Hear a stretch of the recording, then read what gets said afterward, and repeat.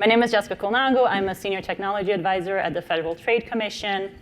Essentially, this talk is a primer on the FTC.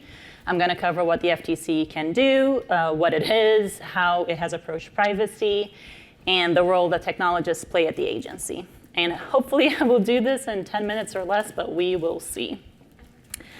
So the standard disclaimer aside that these opinions are my own, what is the Federal Trade Commission? So the FTC is an independent US law enforcement agency created through the FTC Act. And we have a dual mandate. So we both were charged with protecting consumers as well as enhancing competition across broad sectors of the economy. So we do anything from regulating tuna cans to most of your companies. For the purpose of this talk, I'm going to be focusing on the consumer protection side of the agency, which often investigates unfair and deceptive acts of privacy, which falls under our Section 5 authority. Okay, this will come up a lot, and you will, anytime you read anything about the FTC, you will read about unfair and deceptive practices. So I'm going to give you all a very brief, a very non-lawyer, what the hell does this even mean? So the unfair standard defines that it's an act or practice that is likely to cause substantial injury to a consumer, say, for example, a data breach that they cannot easily avoid, for example, because they don't know or they can't understand the weak privacy and security protections that a company may have, and it is not outweighed by countervailing benefits. So let's say that the FTC won't think it's enough for you to say, but we saved so much money by having weak data privacy protections. On the other hand, a deceptive act is essentially what you would think, right? It's a misrepresentation, even if it's a misrepresentation by omission, that misleads a consumer to their detriment. So in this case, you can think of something like a company said that they were not going to collect a certain type of data, or they were only going to keep data for a certain amount of time. The consumer then decides to use that product, and only we find out that that is not true, either because it was intentionally not true or because something went bad in the system and didn't happen. But essentially, a misrepresentation is pretty much just a lie. So to wrap up the part of what is the FTC, there are a couple of other things that the FTC Act also empowered the FTC to do. And this will matter when I'm talking about what it is the technologists do at the agency, so do try to remember. So we can gather and compile information and conduct investigations, which is a big chunk of what we do with our casework.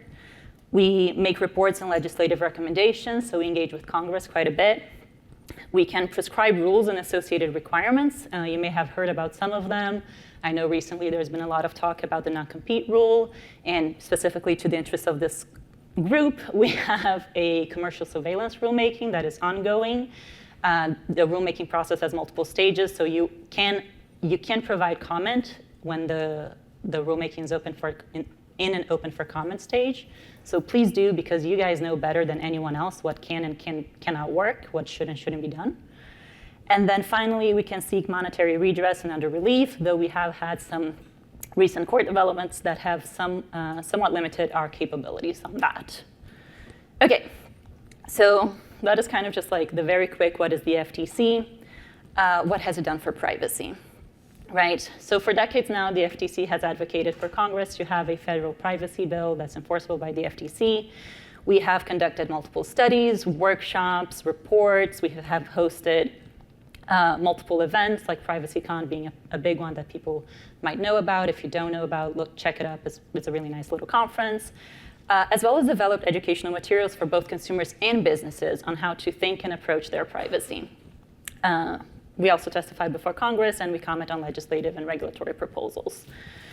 But the thing that you may be, more familiar about the FTC is our casework, right? And in the past 20 plus years, we've had close to 100 cases specific to privacy.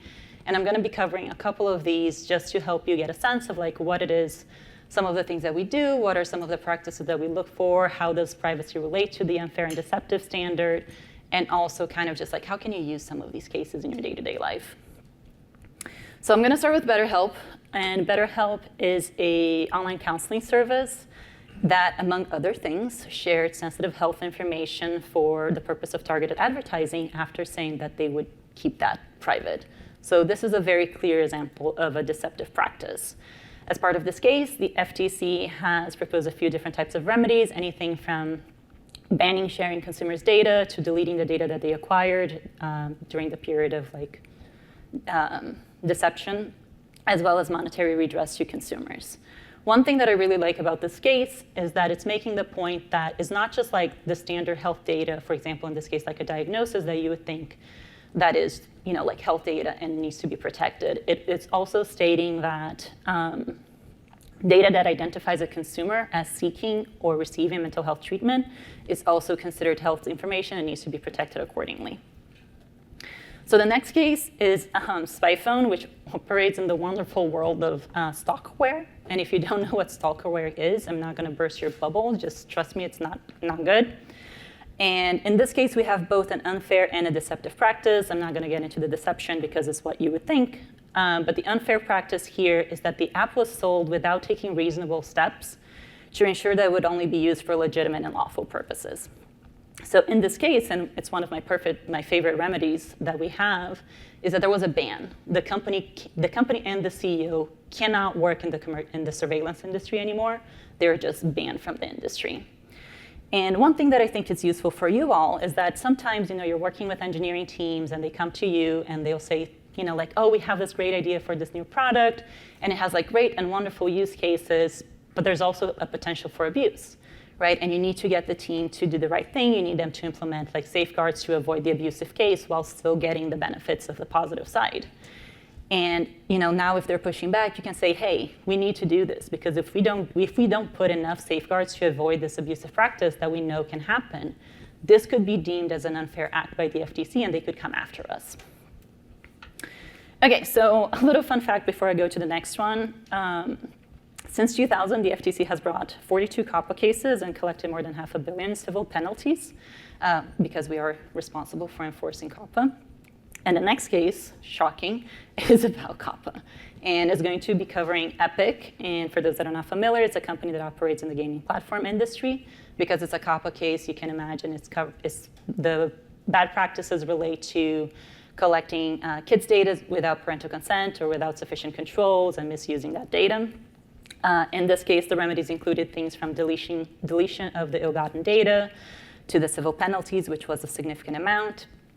But the thing that I really like is that one of the remedies is that it forced them to implement not just privacy by design, but also privacy by default, right? And to me, the thing that I really like about this is that if you have a prioritization of, say, like engagement features or features that are like going to benefit your company, but not necessarily the end user, and they're on by default, whereas really what would be good for the consumer is if it's not,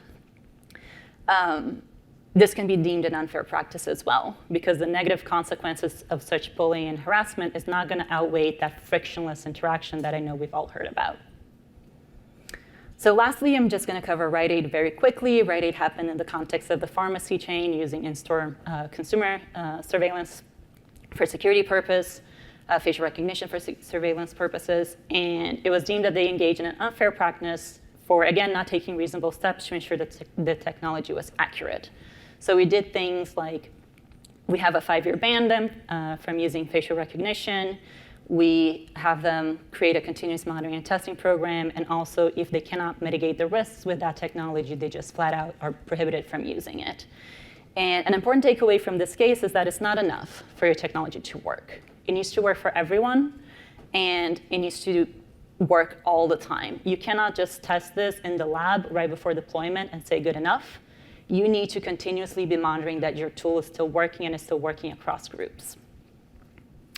Okay, now for the last bit of the talk, where do technologists fit in all of this? To start, there are many different types of technologists at the FTC. I'm just one of the types. We have folks from like handling the IT to make sure that we can process all of the documents that your companies produce for us, all the way to investigators who are helping collect evidence and conduct investigations in a way that will uphold scrutiny, as well as the economists who do a lot of the data analysis. The senior technology advisors, they essentially act as internal experts. So with the FTC Act, we have a lot of different goodies, and we work to support them and the agency in all of those aspects of it.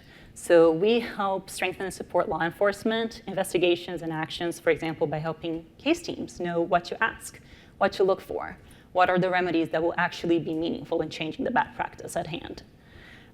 We also help advise and engage with FTC staff and commission on policy and research initiatives, and this comes all the way from involvement in rulemaking efforts to providing Congress with technical assistance in upcoming bills.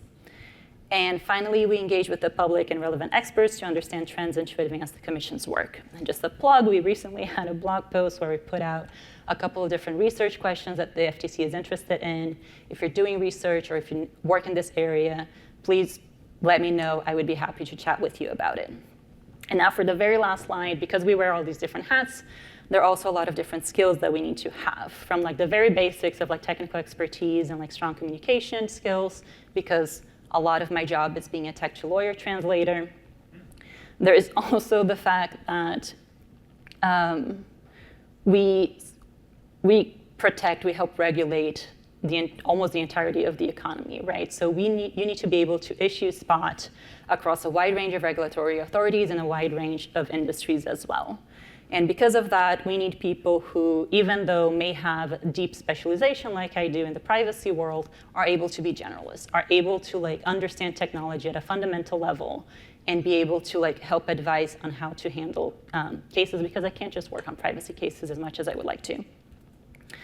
And if any of this sounds interesting and would like to join, the federal government has now made an effort to do pooled hiring where you can submit as a technologist your CV in a single place, and any of the federal agencies that are looking to hire technologists, which are a lot of them right now, they can all pull the CVs from that same pool. And I would be remiss to not point out that there is a lot of state-level work that's being done that would really benefit from your expertise.